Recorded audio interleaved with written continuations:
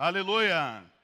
O Senhor insiste em nos fazer reinar. O Senhor insiste em nos fazer reinar. O Senhor insiste em nos fazer reinar. Aleluia. Aleluia por essa oportunidade que o Senhor está nos dando de realizarmos essa comunhão da microrregião de Brasília, que inclui as igrejas em São Sebastião, Itapuã, Paranoá e Brasília. Amém? Glória a Deus. Jesus é o Senhor. Vocês estão fracos, hein? Jesus é o Senhor. Amém. Agora senti firmeza. Só as irmãs, Jesus é o Senhor. Só os irmãos, Jesus é o Senhor. Agora só os jovens e os adolescentes. Aleluia. Muito bom. Irmãos, essa comunhão, feita a toque de caixa, graças ao Senhor pelo poder de mobilização das igrejas dessa micro, bem como dos irmãos e irmãs, adolescentes, crianças, jovens. Isso aí é um aspecto positivo do exército de Deus. Quando a trombeta soa, quando a voz de comando é dada, o exército então reage. Amém? Então, esse poder de mobilização que um exército tem, ele é muito significativo.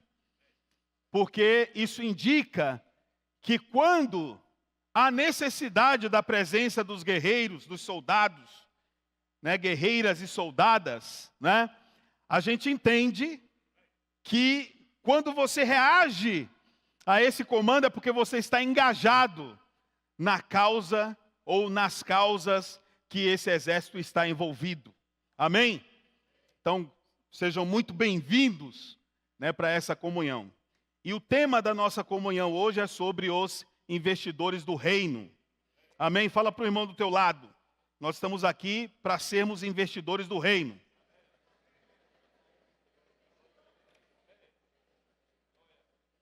Aleluia. Todos os irmãos encontraram em suas cadeiras esta folhinha aqui, esse formulário, certo? Pega o seu formulário aí e abana assim, ó. Quem não encontrou em sua cadeira, levanta a mão, porque certamente os irmãos vão te entregar aí quem estiver sobrando na cadeira ao lado. Amém? Ou os irmãos da recepção entregam. Fica com a mão levantada para a recepção identificar que você não recebeu o seu formulário para oficializar o seu voto, o seu sentimento de ser um investidor do reino. Amém? Aleluia. Eu gostaria que os irmãos da projeção projetassem aí, para mim eu não sei se vocês vão ter, mas se virem aí, se não tiver, o ponto 3 do sábado, da folhinha de imersão. Ponto 3 do sábado. Sábado, ponto 3, começa como investidores do reino. Amém? Pode projetar para nós, na velocidade da luz. Pode ser do som também. Amém? Então, enquanto os irmãos procuram lá essa imersão, vamos ler juntos Lucas, capítulo 8, versículos de 1 a 3. Lucas, capítulo 8, versículos de 1 a 3. Aleluia. Quem achou, diga amém. Quem não achou, diz misericórdia. Amém. Muito bom. Vamos ler juntos. Aconteceu depois disto que andava Jesus de cidade em cidade e de aldeia em aldeia, pregando e anunciando o evangelho do reino de Deus, e os 12 iam com ele. E também algumas mulheres que haviam sido curadas de espíritos malignos e de enfermidades. Maria, chamada Madalena, da qual saíram 7 demônios, e Joana, mulher de Cusa, procurador de Herodes, Susana e muitas outras, as quais lhe prestavam assistência com os seus bens. Aleluia! Muito bom, depois nós vamos voltar nesse texto. Vamos ler juntos então a imersão. Vamos ler? Como investidores do reino, quando participamos das ofertas, percebemos como o Senhor está libertando-nos do amor ao dinheiro, da avareza, que é idolatria. Por isso, oferte sempre com alegria e conforme o que Deus colocou em seu coração. Gostaria que só as irmãs ficassem de pé e lessem essa porção. Só as irmãs. Amém? Vamos lá? Como investidoras.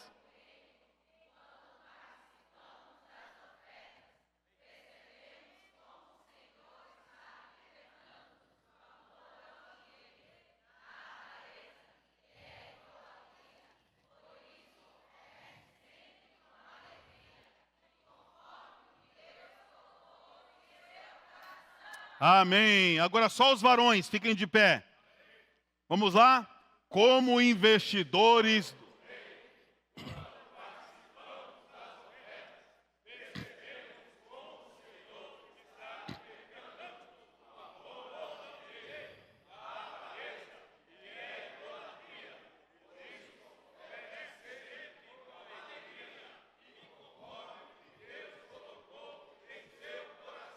Amém.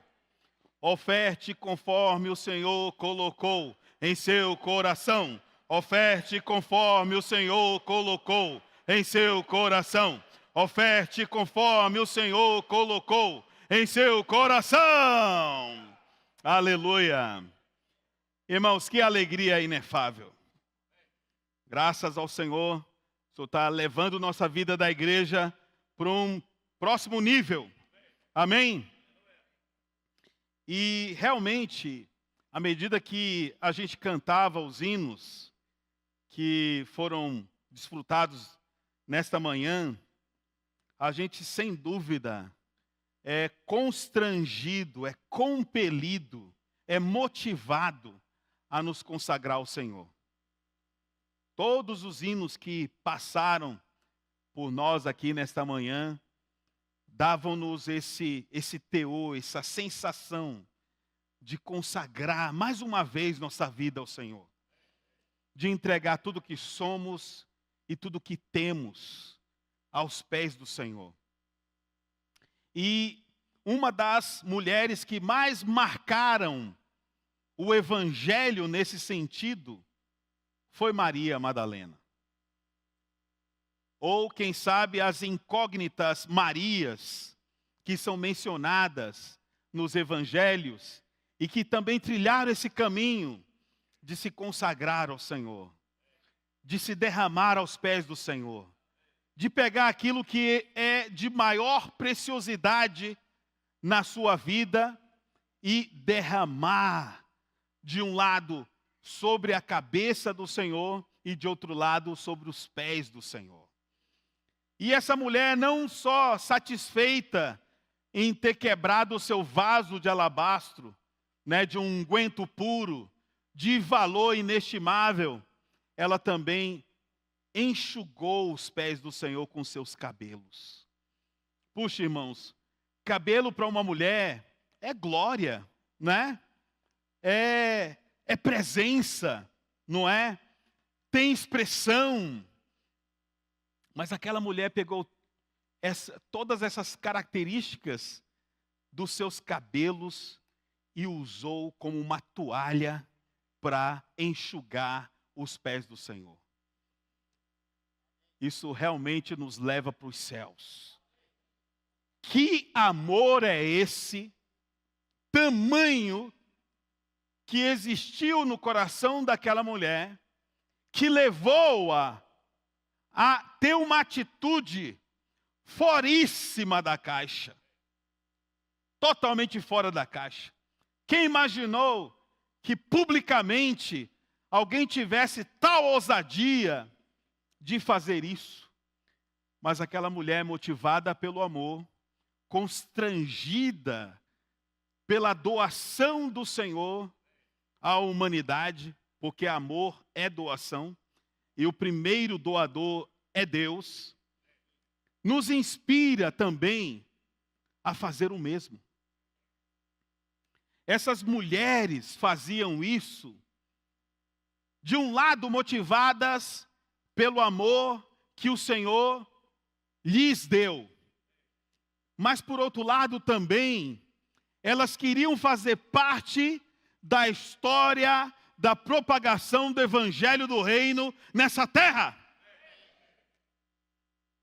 E ali, uma lista de mulheres é mencionada no Evangelho de Lucas, para o nosso registro, para a nossa percepção, e aquilo que a Escritura diz não pode falhar.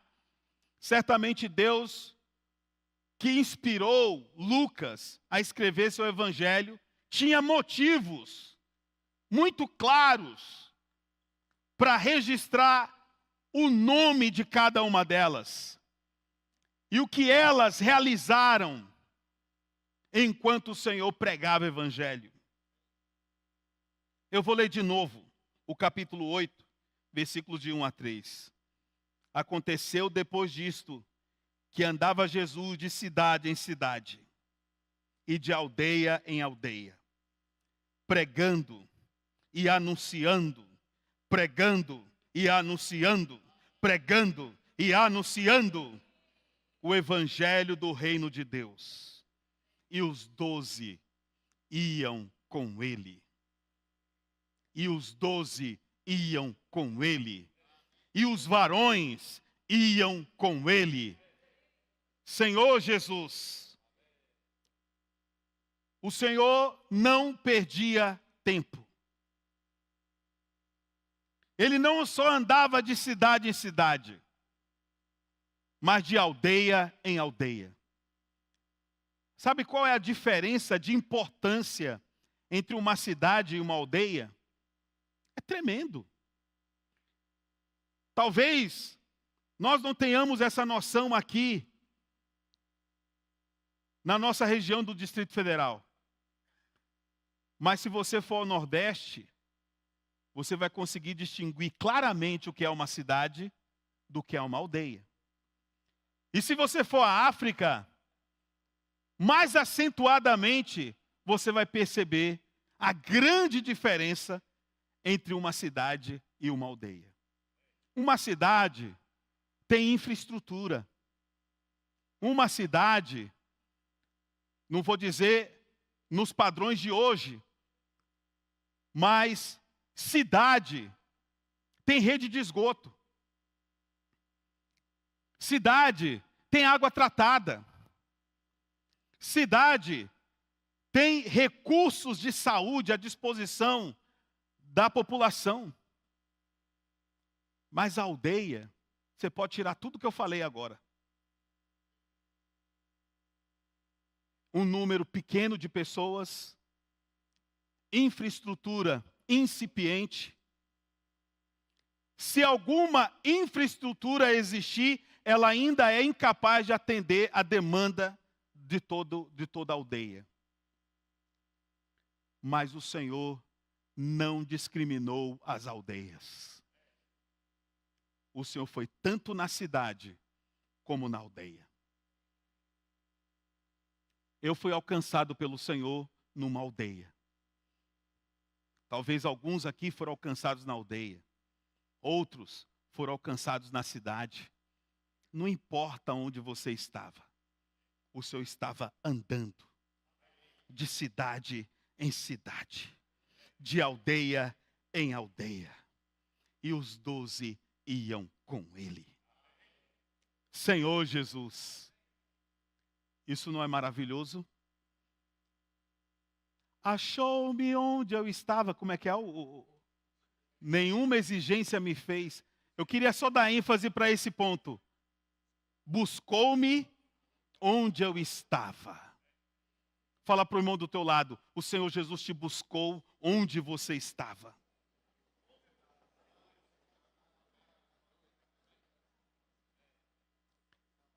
Se você lesse apenas o relato de Lucas até o versículo 1, você de certa forma vai concordar que essa narrativa é comum. O Senhor estava indo de cidade em cidade, aldeia em aldeia. O Senhor estava indo com os 12. Mas a descrição do versículo 2, ela é maravilhosa. E também,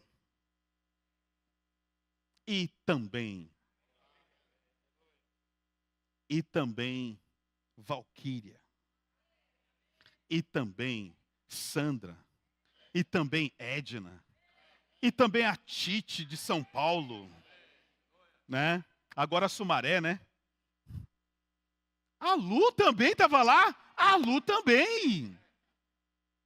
A Catiúcia, a Rafaela, a Luciana, a Luciane. O nome da minha esposa é Luciane. Muita gente chama ela de Luciene e Luciana. E quando eu casei com ela, eu acho que eu casei com umas 4 mulheres. Quando os irmãos oravam, Senhor, abençoa a Luciana. Eu falei, eu casei com ela? Abençoa a Luciene. Eu também casei com essa. Não, é Luciane. A Gemima. A Luciana.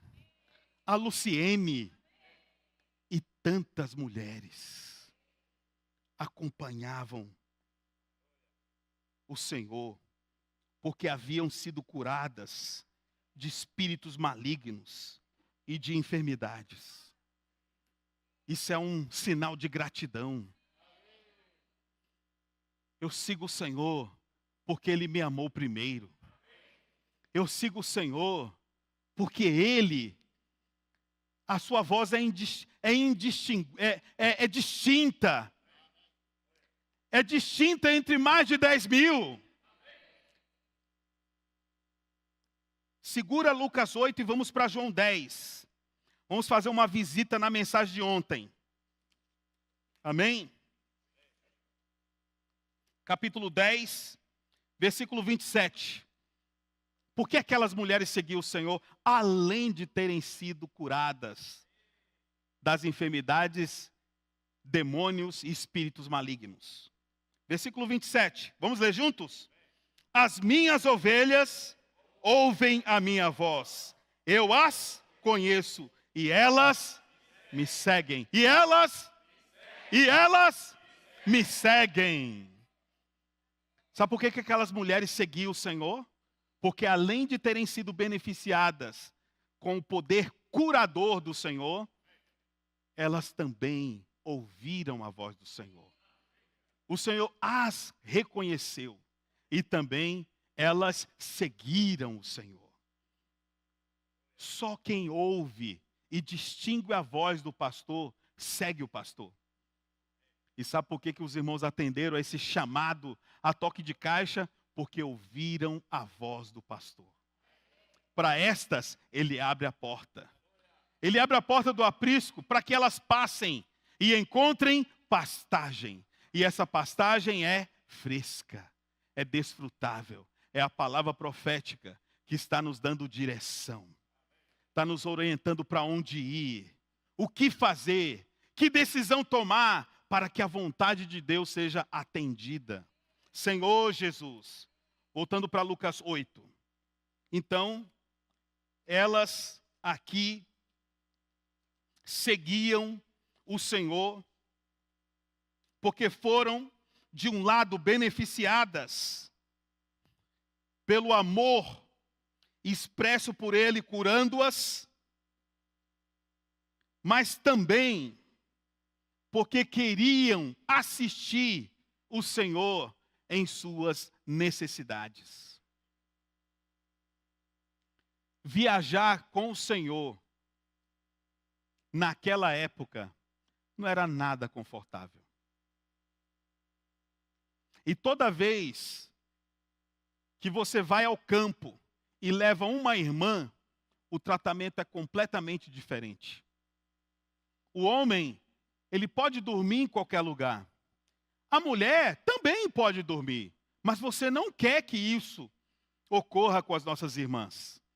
Então você precisa prover banheiro, precisa prover condições adequadas para eles estarem lá, Estou dando a dica aí para quem quer ir para a África, tá? Vocês não vão ser maltratadas, tá? Então muda toda a configuração. Mas essas mulheres aqui, elas não estavam preocupadas com conforto. Elas não estavam preocupadas com o bem-estar delas. Elas estavam preocupadas com o progresso do evangelho do reino, as quais lhe prestavam assistência com os seus bens. Irmãs, vocês são um modelo para nós. Há pouco o irmão Pedro falou, no último evento de mulheres em São Paulo, em Sumaré melhor, de que as irmãs foram tão prontas em reagir à necessidade de R$200 mil para as demandas da obra naquela ocasião. As irmãs não só reagiram falando, testificando que iriam cooperar, como na segunda-feira seguinte já tinha R$100 mil à disposição da obra para atender às suas necessidades. Na mesma semana, diferença de dias, o valor completo já havia sido atingido. Então as irmãs são um modelo para nós. Não é o Edson? Não é, irmão Dídimo? São um modelo para nós. E a gente precisa seguir esse modelo.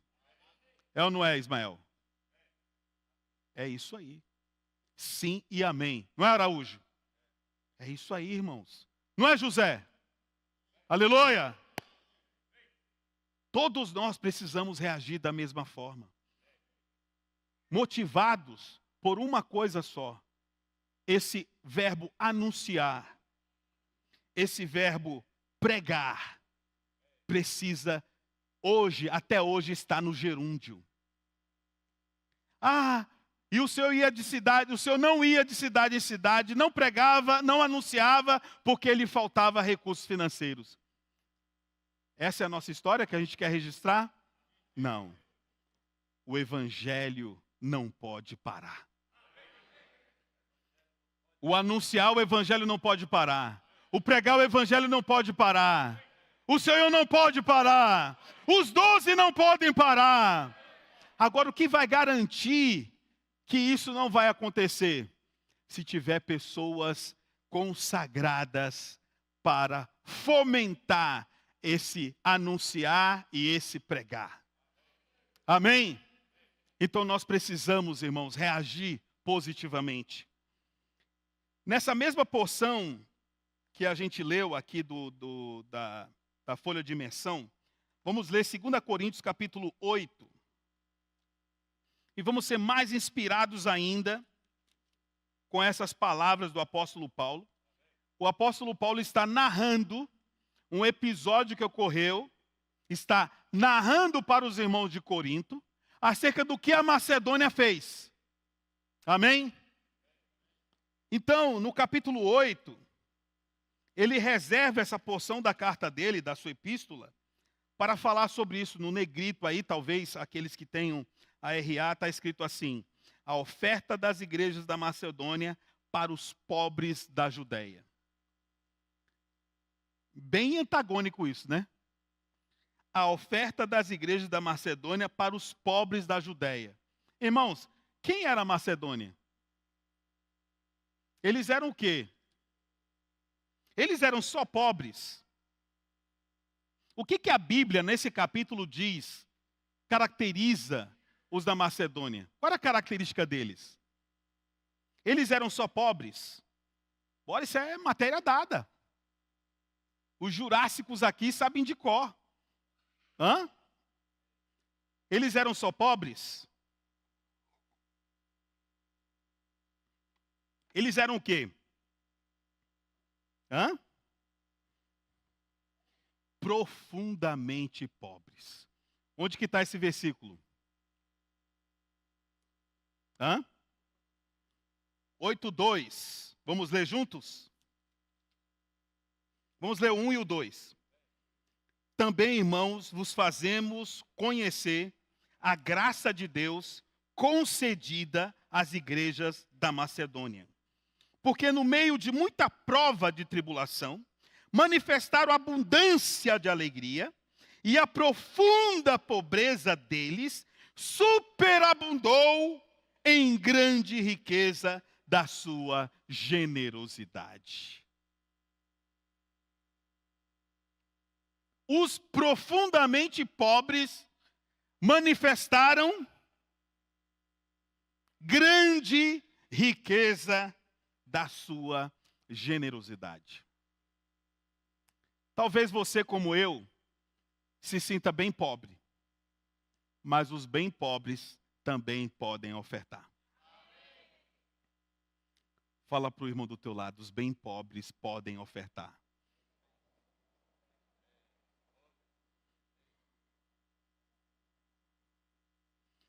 Versículo 3. Porque eles, testemunho eu, na medida de suas posses, e mesmo acima delas, se mostraram voluntários. Ninguém foi obrigado. Se mostraram voluntários. Disponíveis. Dispostos a encarar esse desafio. Que segundo a percepção do apóstolo Paulo, eles não tinham condições e nem deveriam ser convidados para isso. Mas eles souberam, assim como as irmãs que souberam, eles também souberam da necessidade das igrejas da Macedônia e prontamente se voluntariaram, a despeito da pobreza, a despeito da profunda prova de tribulação que eles estavam passando. Irmãos, hoje nós passamos por provas de tribulação, porque no meio de muita prova de tribulação, manifestar abundância. Alguns irmãos que não estão conosco, há famílias que se partiram, é muita prova de tribulação, mas isso não pode nos desencorajar de dar continuidade no anúncio e na pregação do evangelho do reino. Em meio a tudo isso, nós precisamos continuar investindo.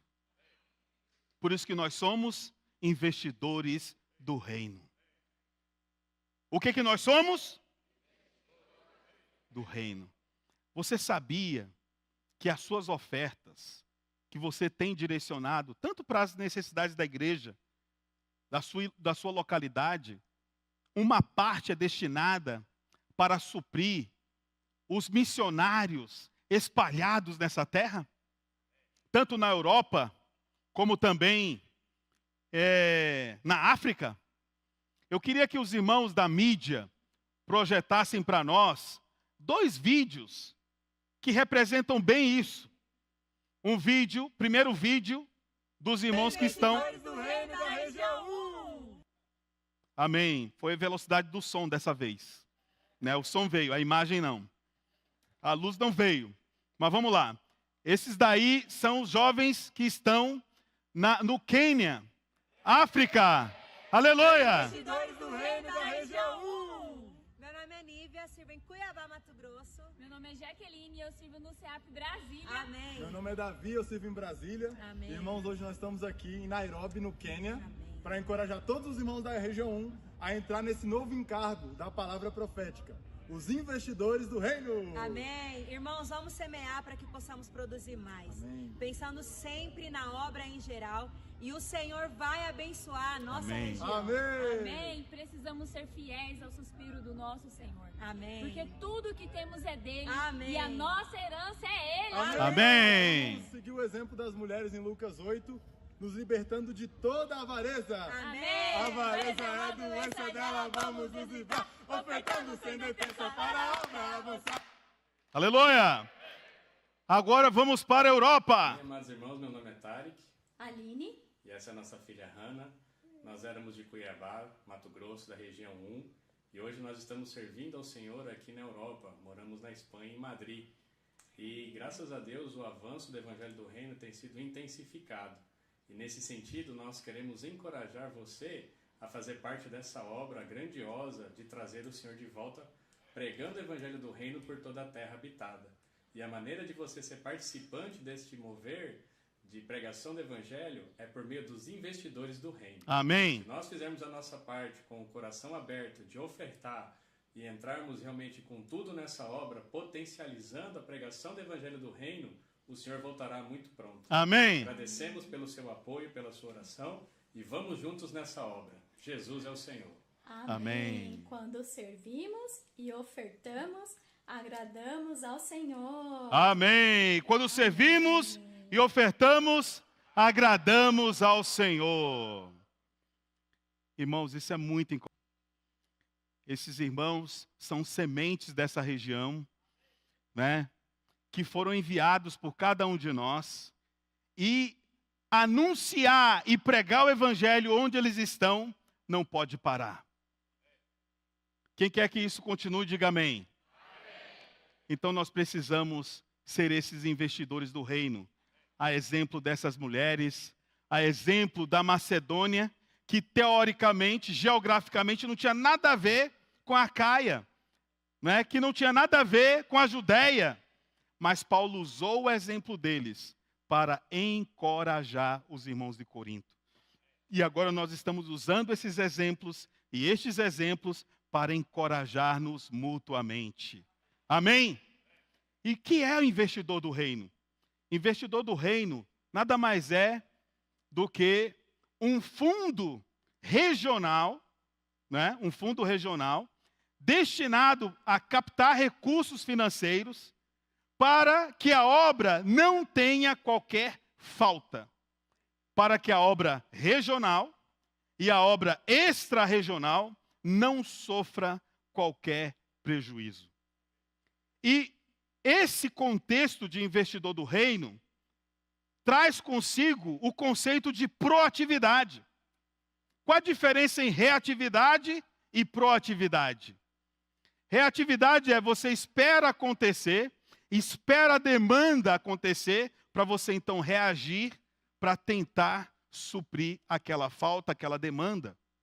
Mas proatividade, nesse contexto aqui de recursos financeiros, é você ter lastro, você ter recursos à disposição, independentemente da demanda presente, mas preparado para demandas futuras. Amém? É como a gente faz com os nossos filhos antes de nascer. O filho ali está sendo programado, né? Se não foi programado, você tem aí a contagem regressiva de 9 meses, né? Para preparar as coisas.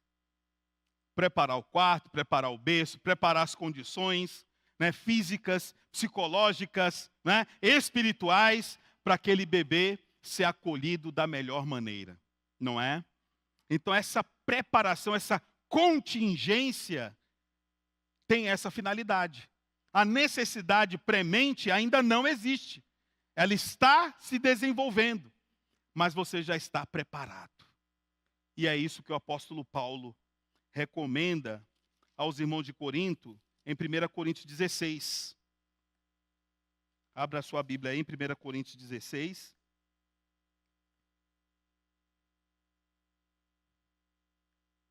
Senhor Jesus.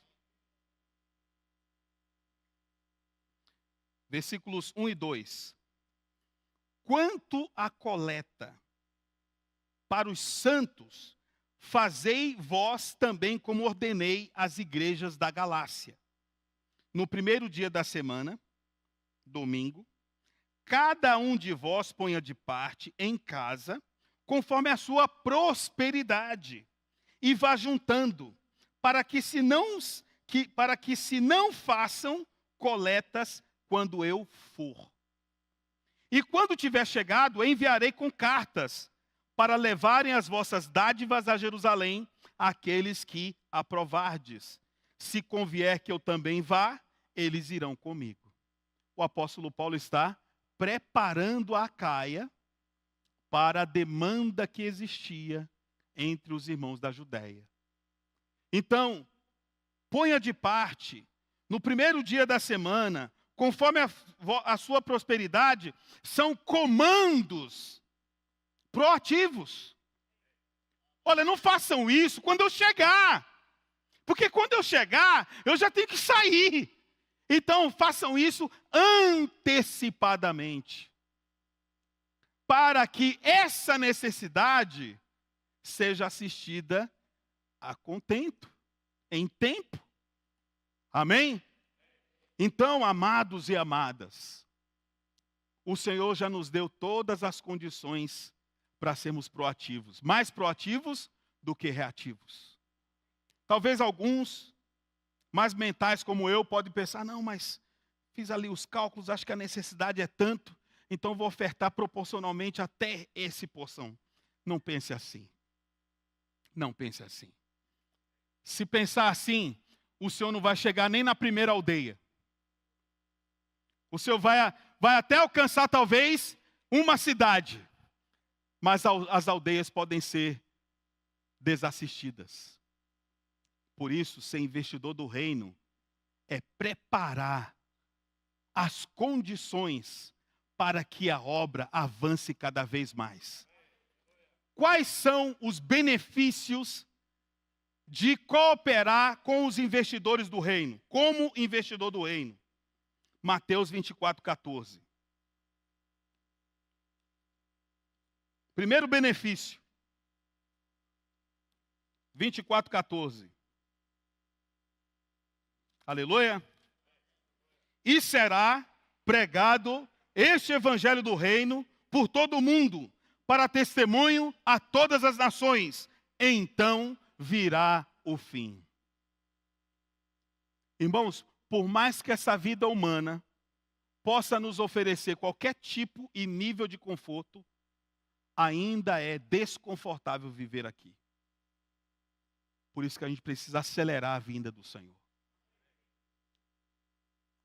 Algumas reuniões, uma jovem compartilhou conosco, no nosso pequeno grupo. É terrível por onde eu passo. São pedintes, são pessoas maltrapilhas, são pessoas enfermas, são pessoas andrógenos, andando por aí. Vou usar aqui a palavra mais difícil para procurar no dicionário o que se trata, né? Então, os andrógenos andando por aí, né? Cenas despudoradas. Esse é o cenário que eu enfrento quando saio do meu trabalho e volto para casa. Essa é a cena. Irmãos, o que fazer para esse cenário? Não é possível eliminá-lo por completo, mas é possível minimizar. É ou não é? É possível minimizar. Fazendo o quê? Investindo na pregação do evangelho do reino, que traz o fim de todas as coisas. O fim aqui tem dois aspectos. Então virá o fim. Virá o fim, que é o Senhor Jesus. Ele é o alfa e o ômega, o princípio e o fim. E esse fim também é o fim dos séculos. É a consumação do plano de Deus. Isso se dará pela pregação do evangelho do reino. Amém? Segundo benefício, Mateus 16, versículo 18. Mateus 16, versículo 18. Também eu te digo que tu és Pedro, e sobre esta pedra edificarei a minha igreja, e as portas do Hades não prevalecerão contra ela. Se lêssemos segundo o grego, seria: também eu te digo que tu és Petros, e sobre esta Petra edificarei a minha igreja, e as portas do Hades não prevalecerão contra ela. Enquanto eu e você estamos sendo edificados aqui no Brasil, irmãos espalhados nessa terra também estão recebendo a mesma palavra, a fim de que sejam edificados. Esses vários Petros, essas várias pedras estão sendo edificadas sobre a Petra, sobre a rocha que é Cristo. E então, por causa dessa edificação, as portas do Hades não prevalecem contra a igreja. Por que às vezes a gente ainda se sente intimidado por essas circunstâncias? Porque nós não estamos ainda suficientemente edificados. Porque quando estivermos suficientemente edificados, nós prevaleceremos sobre as portas do Hades. Nós resistiremos às portas do Hades. Por isso que os seus recursos e os meus recursos precisam ser santificados. E quando eles são santificados? Quando nós ofertamos. Quando nós entregamos. Aí, pelo menos duas coisas ocorrem. A pregação do evangelho do reino se torna ininterrupta e a edificação da igreja prossegue a passos largos. Além mar, além fronteira. Amém?